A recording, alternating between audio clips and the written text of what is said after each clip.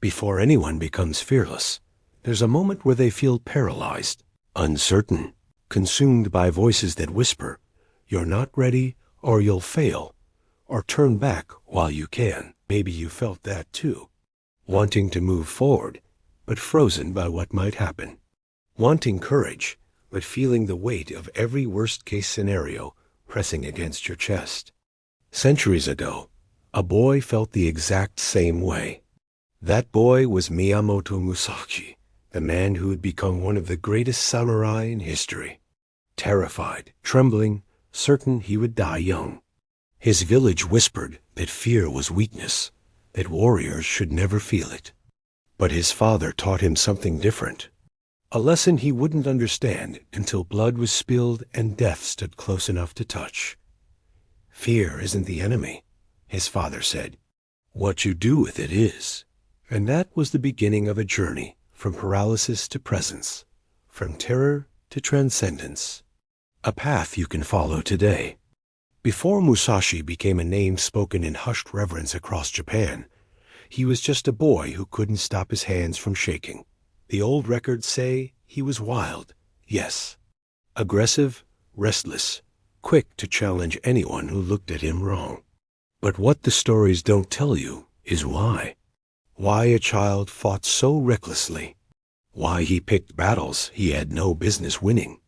Why he seemed to throw himself toward danger with a desperation that made adults uncomfortable. The truth was simpler and darker than legend suggests. Musashi was running from fear by running toward it. His mother died when he was young. Too young to understand permanence, old enough to feel the absence like a wound that wouldn't close. His father, Musashi, was a respected but distant swordsman, a man whose silence felt heavier than most people's anger. Their home was quiet in a way that made every creak of wood sound like an accusation. Musashi learned early that stillness meant thinking, and thinking meant remembering, and remembering meant feeling the fear he tried so hard to bury. One night, when Musashi was 10, bandits came to the village. Not many. 3 men, drunk and looking for food, maybe coin, maybe violence. The villagers hid. Doors bolted. Lights extinguished. The streets emptied in minutes. But Musashi stood in the doorway of his home, wooden practice sword gripped so tightly his knuckles went white. His father stood behind him, watching, saying nothing. The bandits passed close. Close enough that Musashi could hear their breathing. Close enough to smell the sake on their clothes. One of them glanced at the boy and laughed. "Look at this one," he said. "Thinks he's a warrior." Musashi's legs locked. His chest tightened. The world narrowed to a tunnel with the man's face at the end of it. His heart hammered so violently he thought it might tear through his ribs. He wanted to move. Wanted to swing the sword. Wanted to do anything other than stand there frozen like prey. But he couldn't. The bandits moved on. The village survived.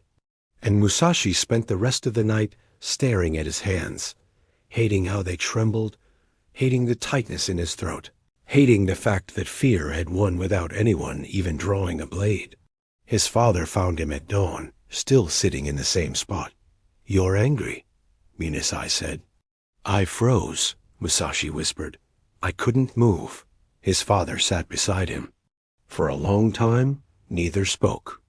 Then Musashi said something Musashi would carry for the rest of his life. "Fear doesn't care if you're ready. It comes when it wants. The question isn't whether you feel it. The question is whether you let it decide for you." Musashi looked up. "How do I stop feeling it?" His father's expression didn't change. "You don't. You never stop feeling it. You just stop obeying it."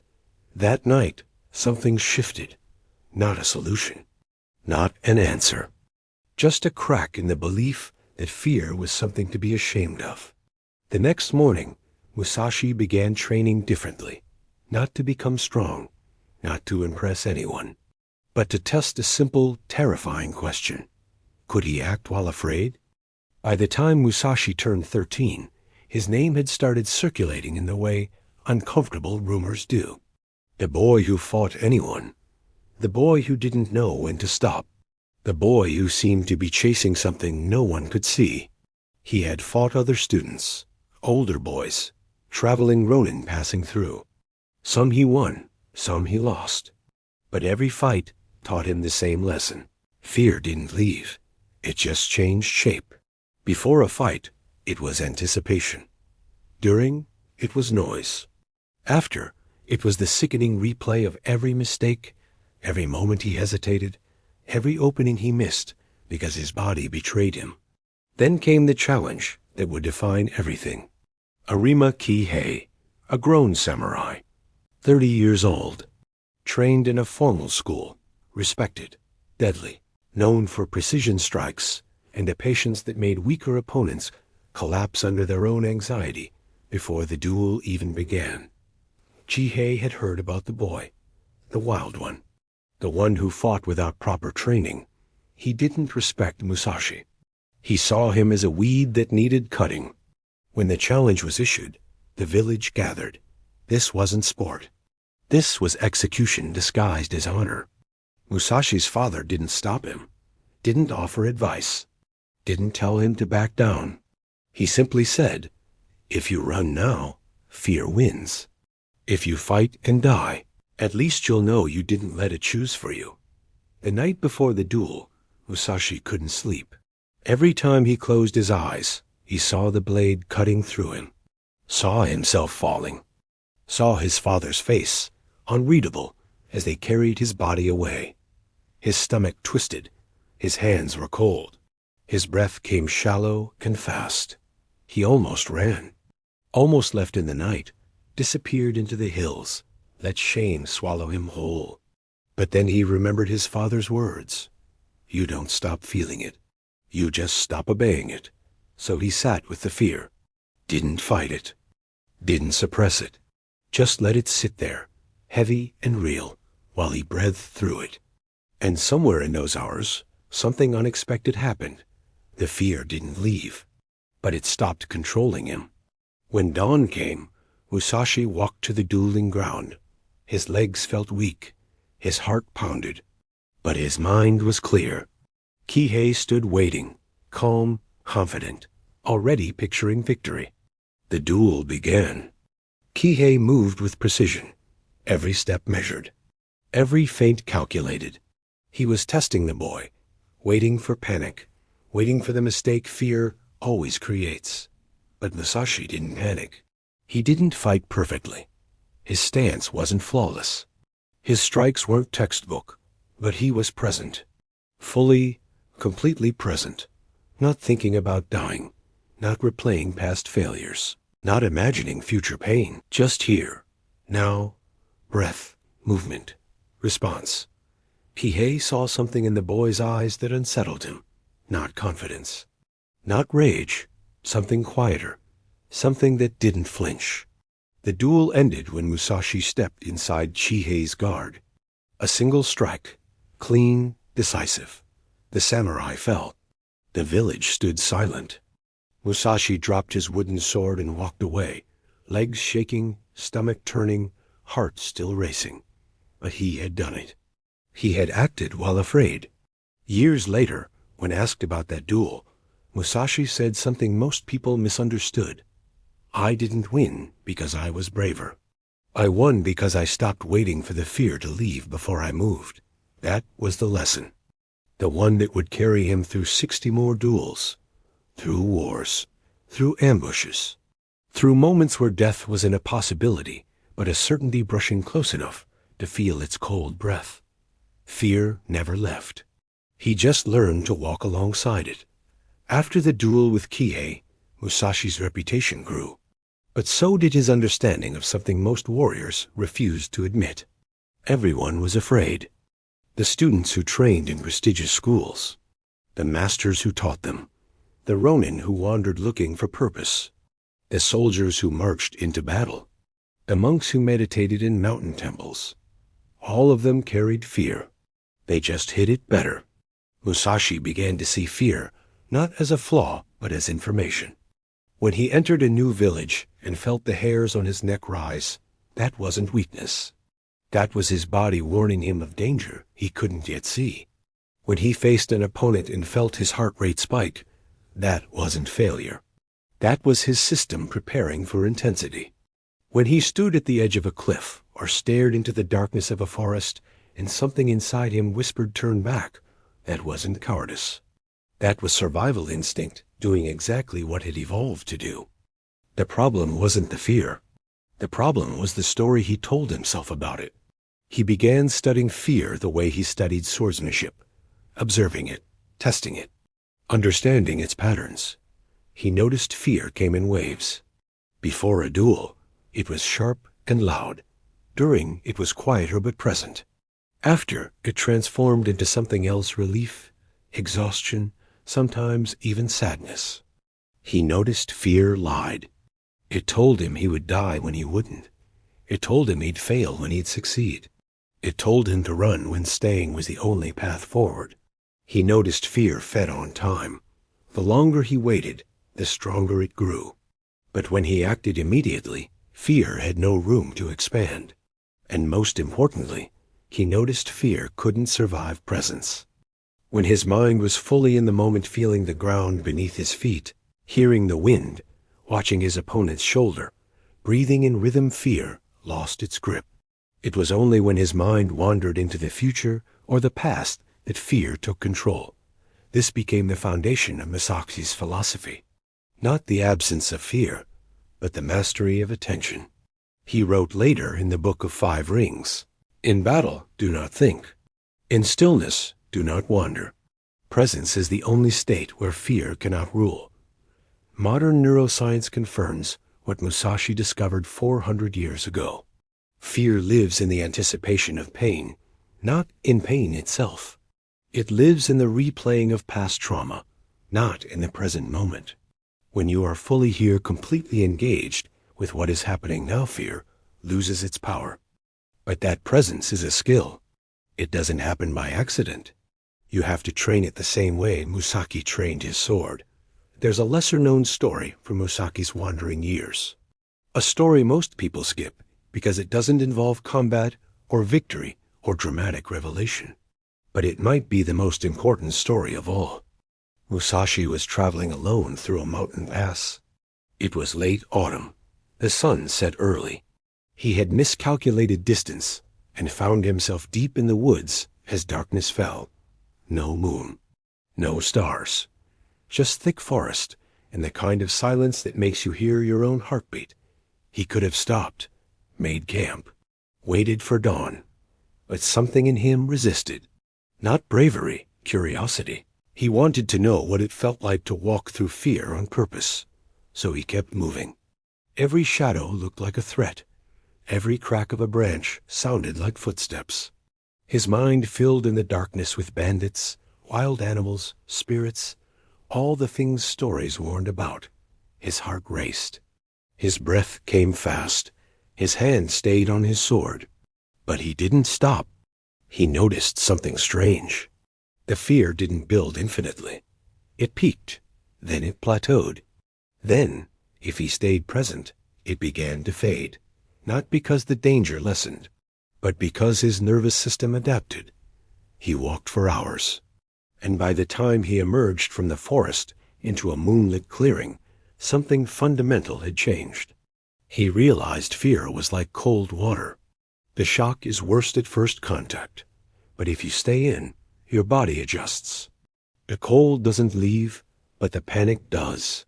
This became a practice for him, deliberately walking into discomfort, not recklessly, but intentionally, sleeping in unfamiliar places, fasting, sitting in silence, facing opponents stronger than him, accepting challenges he wasn't sure he could win. Each time, the pattern repeated. Initial spike, plateau, adaptation. He wasn't becoming fearless. He was becoming fear familiar. And there's a profound difference. Fearlessness is a myth. It is a story sold by people who then never stood at the edge of something that could destroy them. Fear familiarity is real. It's the recognition that fear is a companion, not a dictator. It will always be there. The question is whether you let it make your decisions. In modern life, we've lost this practice. We avoid discomfort at all costs. We optimize for safety, convenience, predictability. And in doing so, we make fear stronger. Because every time you avoid what scares you, you teach your nervous system that the fear was justified. You reinforce the belief that you can't handle it. Musashi did the opposite. He walked toward what scared him, not to prove anything, but to learn what fear actually was when you stopped running from it. And what he learned was simple. Fear is loudest before you start, quieter when you're in it, and almost gone when you're through it. But you only discover that by walking. By his 30s, Musashi had fought so many duels that fear in combat had become background noise. Present, but manageable. Expected, but not controlling. But then he faced a different kind of fear. The kind that doesn't announce itself with drawn blades or shouted challenges. The fear of obsolescence. He was getting older, slower. His body didn't recover the way it used to. Younger warriors were rising, trained in new techniques, hungry for reputation. And Musashi began to feel a fear he hadn't experienced since childhood. What if I'm no longer enough? This fear was quieter than the fear of death. But in some ways, it was worse. Death is clean, a moment, an ending. But the slow erosion of relevance? That's a different kind of terror. He could have clung harder to his reputation, fought more aggressively, proven himself again and again. Many aging warriors did exactly that, fought until they lost, died trying to stay what they once were. But Musashi chose a different path. He stopped fighting, not out of fear, out of clarity. He realized the fear wasn't about losing a duel. It was about losing identity. For so long, he had been Musashi the swordsman. If he wasn't that, who was he? So he began exploring painting, sculpture, calligraphy, poetry, strategy, philosophy. He discovered that mastery in one domain could transfer to another. The principles that made him deadly with a sword presence, timing, rhythm, awareness, applied to everything else.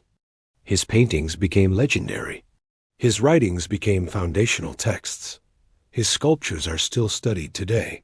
He didn't stop being a warrior. He became something larger. And in doing so, he faced the deepest fear of all, the fear of change. Most people live their entire lives afraid to become someone new. They cling to old identities long after they've outgrown them. They stay in careers that drain them, relationships that diminish them, versions of themselves that no longer fit. Because changing means not knowing, and not knowing means fear. But Musashi understood something profound. The only thing more terrifying than change is spending your life avoiding it.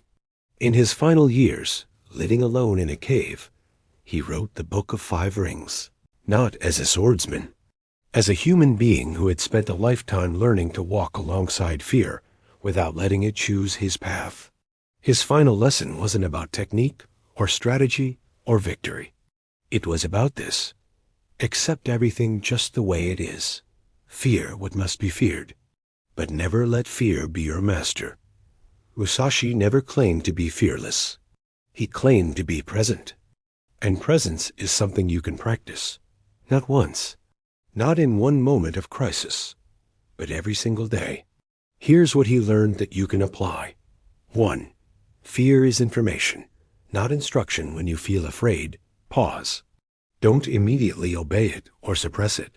Ask, what is this fear trying to tell me? Sometimes fear is warning you of real danger. Honor that. Step back, reassess. But most of the time, fear is just your nervous system reacting to the unfamiliar. And the unfamiliar is where all growth lives. 2. Action is the antidote. Fear grows in waiting, shrinks in doing. Musashi didn't defeat fear by meditating on it. He defeated it by walking into duels while his hands shook. You don't need to fight samurai, but you need to act while afraid. Have the conversation you've been avoiding. Start the project you're not ready for. Speak the truth you've been hiding.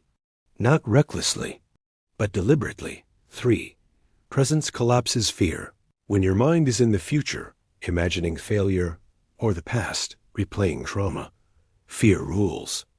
When your mind is here feeling your breath, noticing your surroundings, engaging fully with this moment, fear loses its grip. Practice presence like Musashi practiced the sword. Daily, deliberately, in small moments. When you eat, just eat. When you walk, just walk. When you work, just work. Presence isn't mystical. It's a skill. 4. Familiarity reduces intensity. The first time you face something, fear is overwhelming. The 10th time, it's uncomfortable. The 100th time, it's just there. Musashi didn't become comfortable with fear by avoiding it.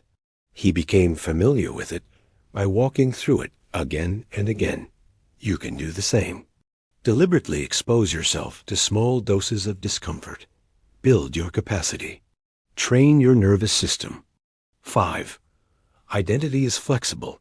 The deepest fear isn't death or failure. It's losing who you think you are. But you're not one fixed thing. You're a process, a becoming. Musashi the swordsman became Musashi the artist, the philosopher, the teacher. You can change too. And the fear of that change is just your old self trying to survive. Let it go. Near the end of his life, alone in Rigando Cave, Musashi wrote his final thoughts. He had walked through 60 duels without losing, had faced death countless times, had lived through war, betrayal, solitude, pain. And in those final writings, he didn't talk about bravery. He talked about acceptance. There is nothing outside of yourself that can ever enable you to get better, stronger, richer, quicker, or smarter. Everything is within. Fear isn't something outside you. It's not an enemy to defeat. It's a part of you, a protective mechanism, a voice trying to keep you safe. But safety and growth are opposites. You can spend your life safe, small, and afraid. Or you can walk into the fear, not to destroy it, but to show yourself you can move with it. Musashi didn't master fear by becoming someone who never felt it. He mastered fear by becoming someone who felt it and moved anyway. That's the path.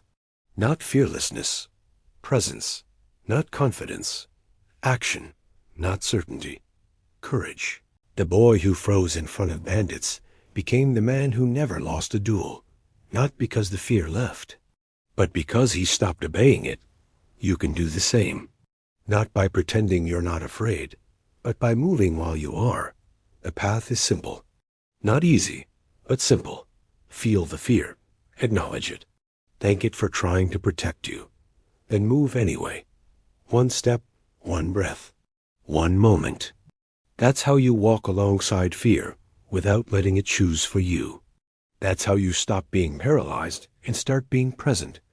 That's how you become someone fear can't control. Musashi proved it's possible. Now it's your turn to walk the path.